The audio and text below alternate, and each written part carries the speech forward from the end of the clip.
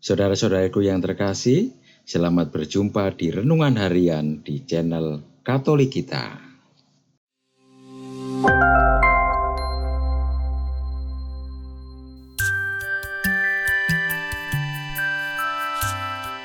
Hari ini, Minggu 16 Juli 2023, Pekan Biasa ke-15. Bacaan diambil dari Injil Matius, bab 13, ayat 1 sampai dengan ayat 9. Pada suatu hari, Yesus keluar dari rumah dan duduk di tepi danau. Maka datanglah orang banyak berbondong-bondong, lalu mengerumuni dia, sehingga Yesus naik ke perahu dan duduk di situ. Sedangkan orang banyak semuanya berdiri di pantai. Yesus mengajarkan banyak hal kepada mereka dengan memakai perumpamaan-perumpamaan. Ia berkata, ada seorang penabur keluar untuk menabur. Pada waktu ia menabur, sebagian benih itu jatuh di pinggir jalan.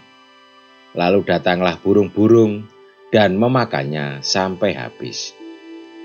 Sebagian jatuh di tanah yang berbatu-batu, yang tidak banyak tanahnya.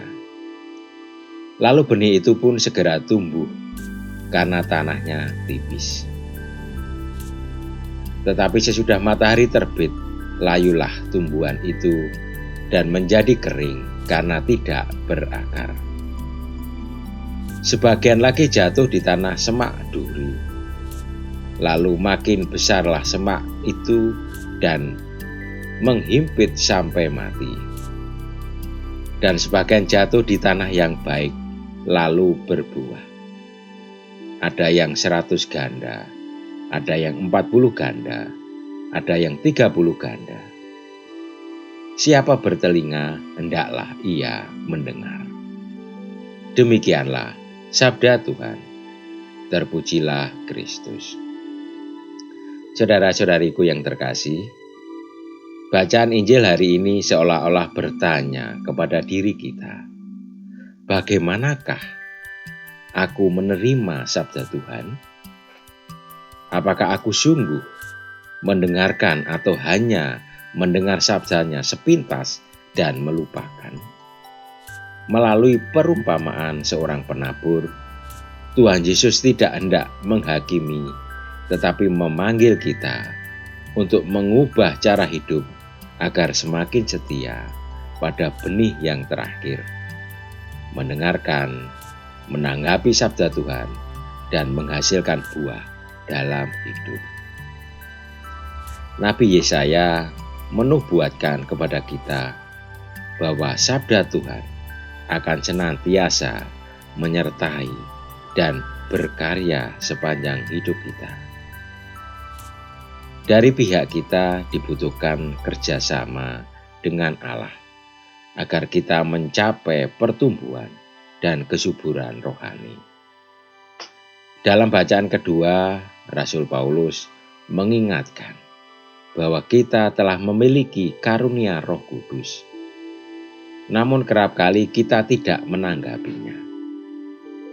Oleh karena itu, kita membutuhkan karunia Allah agar sungguh menjadi manusia baru. Tuhan Yesus tidak letih memanggil kita dan membisikkan sabdanya ke dalam telinga kita. Mari kita mendengarkan dan berjuang dalam pertumbuhan rohani. Jangan sampai kuasa kejahatan dan godaan dunia menghalangi kita untuk berbuah. Marilah kita berdoa. Tuhan Yesus, semoga kami senantiasa mendengarkan dan menanggapi sabda-Mu dengan setia agar berbuah dalam kehidupan. Amin. Saudara-saudariku yang terkasih, terima kasih atas kebersamaannya di dalam renungan harian ini. Kita akan berjumpa kembali di renungan harian berikutnya. Berkah dalam.